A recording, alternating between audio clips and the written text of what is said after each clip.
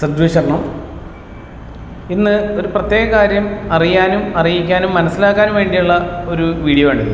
കാരണം മറ്റൊന്നുമല്ല, ഇന്ന് ശാന്തിഗിരി ആശ്രമത്തിൻ്റെ ഫ്രണ്ടിൽ കൂടി പോയപ്പോൾ ശാന്തിഗിരി ഫെസ്റ്റിനോടനുബന്ധിച്ച് എന്നുവെച്ചാൽ 2012 ഫെസ്റ്റ് ഉണ്ടായിരുന്നു.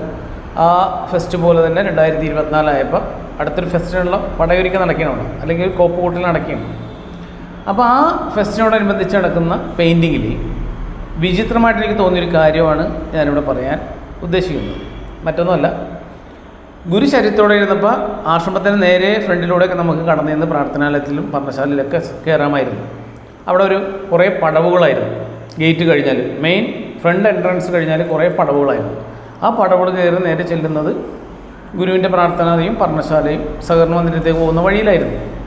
പക്ഷേ അത് പിൽക്കാലത്തെന്ന് പറഞ്ഞാൽ ഗുരു ആദിസങ്കല്പത്തിൽ ലയിച്ചതിന് ശേഷം ഈ അമൃതാജന്യ ഗുരുജ്ഞാന തപസ്യ എന്ന് പറയുന്നവരൊക്കെ വന്നിട്ട് അവരുടേതായ രീതിയിൽ ഗുരുവിൻ്റെ ആശയത്തെ മാറ്റിമറിക്കുന്ന രീതിയിൽ പല പരിവർത്തനങ്ങളും കൊണ്ടുവരാൻ ശ്രമിച്ചു.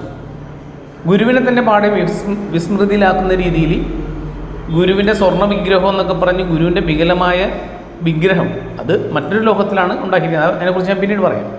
അപ്പോൾ അങ്ങനെയുള്ള കുറേ കാര്യങ്ങൾ ബൈലോ തിരുത്തൽ, കുറേ കലാപരിപാടികൾ നടത്തിയപ്പോൾ സ്വത്തുവകകൾ തട്ടിക്കുക, ഗുരുവിൻ്റെ പേരിൽ കിട്ടുന്ന എല്ലാം സ്വന്തം ആളുകളിലേക്ക് അടിച്ചു മാറ്റി അല്ലെങ്കിൽ അഴിമതി നടത്തി അങ്ങനെ സ്വകാര്യ സ്വത്ത് സമ്പാദനവും പല തോന്നിവാസങ്ങളും നടത്തിക്കൊണ്ടിരുന്ന കൂട്ടത്തിൽ തന്നെ ഇപ്പോഴെന്ന് പറഞ്ഞാൽ ഞാൻ അതിലൂടെ സഞ്ചരിച്ചപ്പോൾ കണ്ട കാഴ്ച എന്ന് പറഞ്ഞാൽ ഈ ശാന്തിഗിരി ഫെസ്റ്റിനോടനുബന്ധിച്ച് ആ പണ്ട് പടവുകളുണ്ടായ സ്ഥലം അടച്ച് കെട്ടിയിട്ടുണ്ടായിരുന്നു.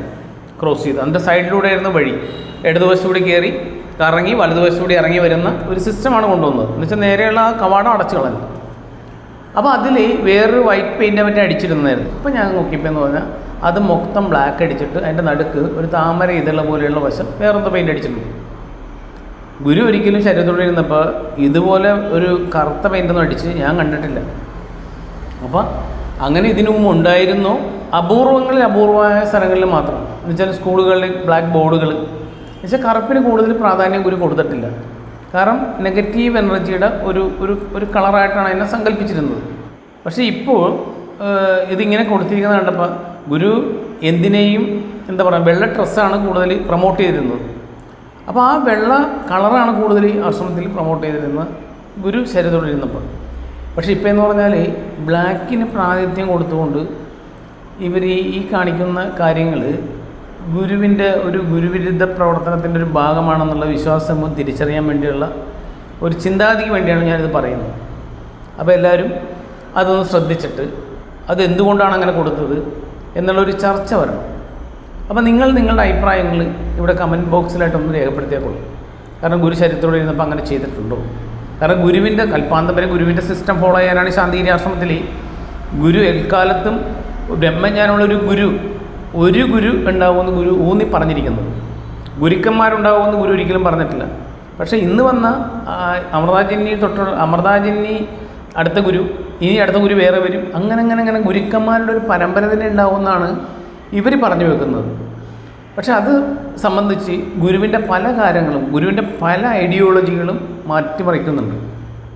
ഗുരു കൊണ്ടുവന്ന ഗുരുവിന് ഓരോ സങ്കല്പത്തിനും ഓരോ കളറുകളും ഓരോ കാര്യത്തിനും ഓരോ ചിട്ടയും നിഷ്ഠയും ഓരോ സങ്കല്പങ്ങളും ഉണ്ടായിരുന്നു. അതിനെല്ലാം പാടെ മാറ്റിക്കൊണ്ടാണ് അതിൻ്റെ ഒരു ഭാഗമാണോ എന്ന് സംശയിക്കുന്ന രീതിയിലാണ് ഈ ബ്ലാക്ക് കളർ തന്നെ ഫ്രണ്ടിലടിച്ചിരിക്കുന്നത്.